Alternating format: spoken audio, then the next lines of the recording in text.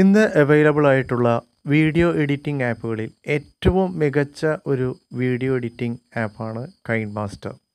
വളരെയധികം ഫീച്ചേഴ്സ് ഇതിനുണ്ട്. സാധാരണ കമ്പ്യൂട്ടറിൽ വീഡിയോ എഡിറ്റ് ചെയ്യുന്നതിനേക്കാൾ ഭംഗിയായി മൊബൈലിൽ കൈൻമാസ്റ്റർ ഉപയോഗിച്ച് നമുക്ക് വീഡിയോ എഡിറ്റ് ചെയ്യാനായി സാധിക്കും. കീ ഫ്രെയിമിങ്ങും ചില അനിമേഷനുകളുമാണ് ഇന്ന് നമ്മൾ കൈൻമാസ്റ്ററിൽ കാണാൻ പോകുന്നത്. നിങ്ങൾക്ക് ഈ വീഡിയോ ഇഷ്ടമായെങ്കിൽ ദയവായി ഞങ്ങളുടെ ഈ ചാനൽ, സ്കൂളിൻ്റെ ചാനൽ സബ്സ്ക്രൈബ് ചെയ്യുമല്ലോ. Thank you.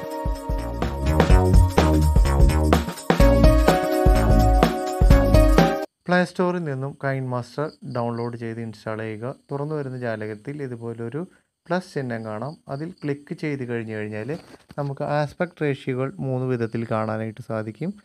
ഞാനിവിടെ സെലക്ട് ചെയ്യുന്നത് 16:9 ആണ്. ഒരു ബാക്ക്ഗ്രൗണ്ട് കളർ ഇവിടെ സെലക്ട് ചെയ്യുകയാണ്. ബ്ലാക്ക് കളറാണ് ഞാൻ ഇവിടെ സെലക്ട് ചെയ്തിട്ടുള്ളത്. നമുക്കത് ആവശ്യത്തിനനുസരിച്ച് മാറ്റാൻ സാധിക്കും എപ്പോഴും വേണമെങ്കിലും. ഒന്ന് അതിൻ്റെ ഹാൻഡിലിൽ പിടിച്ചൊന്ന് വലിച്ചു കഴിഞ്ഞാൽ അതിൻ്റെ ടൈം ലെങ്ത് നീങ്ങുന്നത് കാണാം. ട്രാക്കിന് അറ്റത്ത് കാണുന്ന ആ റെഡ് ലൈനാണ് ടൈം ലൈൻ. അതിനനുസരിച്ച് വീഡിയോ എത്രമാത്രം പ്ലേ ചെയ്തെന്ന് നമുക്കറിയാം. ടിക്ക് ഞാൻ കൊടുത്തു. അടുത്ത് ഞാൻ ലെയർ ബോക്സ് ക്ലിക്ക് ചെയ്ത് ടെക്സ്റ്റ് സെലക്ട് ചെയ്ത് ആവശ്യമുള്ള ടെക്സ്റ്റ് ഞാൻ അവിടെ ടൈപ്പ് ചെയ്യുകയാണ്. അതിനുശേഷം ഓക്കെ കൊടുത്തു. സ്ക്രീനിൽ വന്നിട്ടുള്ള ടെക്സ്റ്റ് അത്യാവശ്യം ഹാൻഡിലുകളിൽ പിടിച്ച് നമുക്ക് ആവശ്യമായിട്ടുള്ള വലുപ്പം കൊടുത്തു. അതിനുശേഷം ഫോണ്ട്, ഏത് ഫോണ്ടാണെന്ന് നമ്മൾ സെലക്ട് ചെയ്യുകയാണ്. ആ ഫോണ്ട് സെലക്ട് ചെയ്തതിന് ശേഷം വീണ്ടും നമ്മൾ അവിടെ ഒരു കളർ ബട്ടൺ കാണാനായിട്ട് സാധിക്കും. അതിൽ ക്ലിക്ക് ചെയ്ത് നമ്മൾ ആ ഫോണ്ടിന് ആവശ്യമുള്ള കളർ കൊടുക്കുകയാണ്. അതിനുശേഷം നമ്മൾ ടിക്ക് കൊടുത്തു. അപ്പോൾ ആ കളറായി മാറിയിരിക്കുന്നത് കാണാം. ഹാൻഡിലുകൾ പിടിച്ച് ഏത് പൊസിഷനാണ് വേണ്ടത് അവിടെ നമ്മൾ കൊണ്ടുവയ്ക്കുന്നു. ഇനി ആ ടൈം ലൈൻ സ്റ്റാർട്ടിങ് എവിടെയാണോ നമ്മൾ ഫസ്റ്റ് ടെക്സ്റ്റ് ടൈപ്പ് ചെയ്തത് അവിടെ തന്നെ ടൈം ലൈൻ കൊണ്ടുവച്ച് വീണ്ടും ലെയർ ക്ലിക്ക് ചെയ്ത് ടെക്സ്റ്റ് എടുത്ത് അതിൽ നമ്മൾ വീണ്ടും അടുത്ത ടെക്സ്റ്റ് ടൈപ്പ് ചെയ്യുകയാണ്. ഓക്കെ കൊടുത്തു.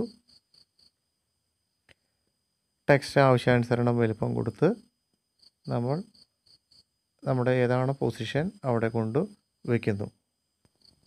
ഇനി നമ്മൾ ആദ്യത്തെ ടെക്സ്റ്റിൽ ചെയ്ത പോലെ തന്നെ രണ്ടാമത്തെ ടെക്സ്റ്റിനും ആവശ്യമായിട്ടുള്ള കളർ കൊടുത്ത് സെലക്ട് ചെയ്ത് ടിക്ക് കൊടുത്ത് ഓക്കെ ആക്കി വയ്ക്കുന്നു. പൊസിഷൻ കറക്റ്റ് ചെയ്യുന്നു. വലുപ്പം ആവശ്യത്തിനുള്ള വലുപ്പം റെഡിയാക്കി വയ്ക്കുന്നു.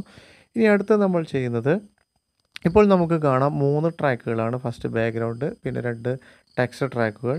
ഇനി നമ്മൾ ആദ്യത്തെ ടെക്സ്റ്റിനെ സെലക്ട് ചെയ്ത് നമുക്ക് ആവശ്യമായിട്ടുള്ള പൊസിഷനിൽ കൊണ്ടുവയ്ക്കുന്നു. അതിനുശേഷം നമ്മൾ തൊട്ട് ലെഫ്റ്റ് സൈഡിൽ കാണുന്ന കീ പോലുള്ളൊരു ബട്ടൺ, അതാണ് നമ്മൾ കീ ഫ്രെയിമിങ്ങിന് ഉപയോഗിക്കുന്നത്. ആ ബട്ടൺ ക്ലിക്ക് ചെയ്ത് കഴിഞ്ഞാൽ പിന്നെ ആ ടെക്സ്റ്റ് കീ ഫ്രെയിം സ്റ്റാർട്ട് ചെയ്യുന്നത് അവിടെ നിന്നാണ്. വലത്ത് ഭാഗത്ത് അതിൻ്റെ മാറ്റങ്ങൾ നമുക്ക് കാണാം. അതിനുശേഷം വീണ്ടും നമുക്ക് എവിടെയാണോ ടെക്സ്റ്റ് വരേണ്ടത് ആ ഭാഗത്ത് കൊണ്ടുവച്ച് കഴിഞ്ഞാൽ എൻഡ് ഫ്രെയിമും നമ്മളെ കൊടുത്തു.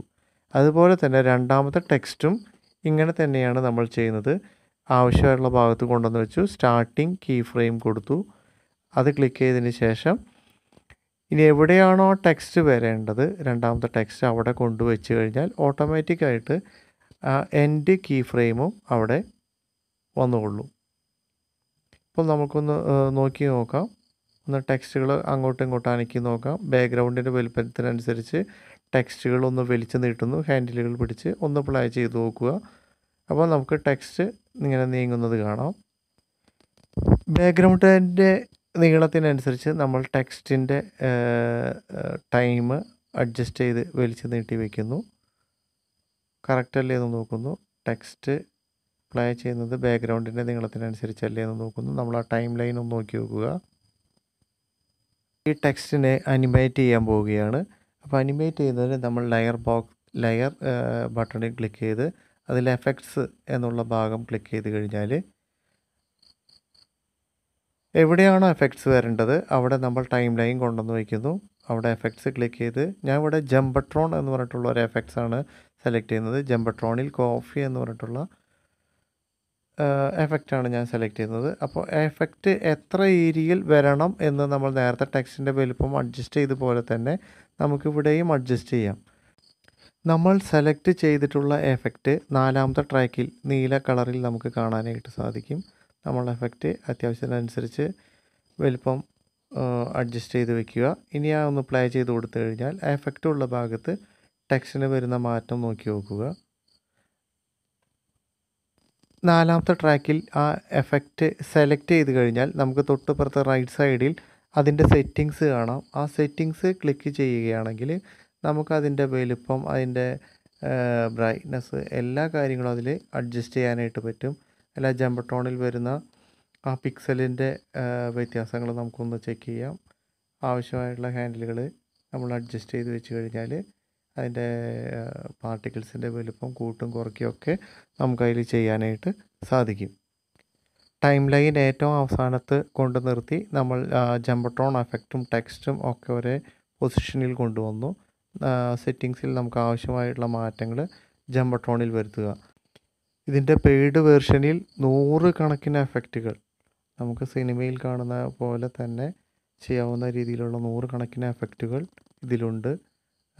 വളരെ ഭംഗിയായി തന്നെ നമുക്ക് ഒരു വീഡിയോ ഒക്കെ ചെയ്യാനായിട്ട് സാധിക്കും. ഈ എഫക്ട്സ് കാര്യങ്ങളെല്ലാം ഓക്കെ ആയെങ്കിൽ നമുക്ക് ഏറ്റവും മുകളിൽ കാണുന്ന റെൻഡർ ഓർ എക്സ്പോർട്ട് ബട്ടണിൽ ക്ലിക്ക് ചെയ്ത് ആവശ്യമായിട്ടുള്ള റെസൊല്യൂഷനും ഫ്രെയിം റേറ്റും സെലക്ട് ചെയ്ത് നമുക്ക് വീഡിയോ എക്സ്പോർട്ട് ചെയ്യാം. പെയ്ഡ് വേർഷനാണെങ്കിൽ FHDയും QHDയും ലഭ്യമാണ്. ഈ കാണുന്ന ഭാഗത്ത്, ഇപ്പോൾ നമ്മൾ വരച്ചു വച്ചിരിക്കുന്ന ഈ ഭാഗത്ത് നമുക്ക് വീഡിയോ സൈസ് എത്ര വേണമെന്ന് നമുക്ക് തീരുമാനിക്കാനായിട്ട് സാധിക്കും. നമുക്ക് ആ ഹാൻഡിൽ മാറ്റുന്നതിനനുസരിച്ച് താഴെ അതിൻ്റെ സൈസ് മാറുന്നത് കാണാം. അത് അഡ്ജസ്റ്റ് ചെയ്ത് വെച്ചതിന് ശേഷം നമ്മൾ എത്ര സൈസാണ് നമ്മളുടെ ഫയലിൽ വേണ്ടത്, ക്ലാരിറ്റിയാണ് നമുക്ക് വേണ്ടത്, അതിനുശേഷം നമുക്ക് എക്സ്പോർട്ട് ക്ലിക്ക് ചെയ്ത് കഴിഞ്ഞാൽ